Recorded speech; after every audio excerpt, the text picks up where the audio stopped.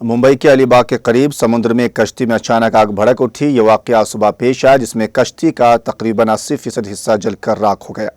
आग की लपेट में आकर कश्ती में मौजूद मछली पकड़ने के जाल भी तबाह हो गए। इत्तलात के मुताबिक कश्ती पर 18 से 20 माहीगीर सवार थे, ताहम खुशकिस्मती से तमाम अफराद महफूज रहे।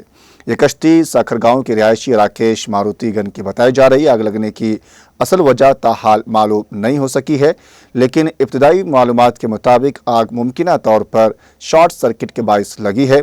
मकामी लोगों की मदद से कश्ती को किनारे तक पहुंचाया गया और आग बुझाने का काम शुरू हुआ। सोशल मीडिया पर वायरल होने वाले वीडियो में देखा जा सकता है कि समुद्र के बीच में ये कश्ती आग के शोलों में लिपटी हुई थी। आग की शिद्दत इतनी ज़्यादा थी कि कश्ती से धुएं के बादल उठते नजर आए।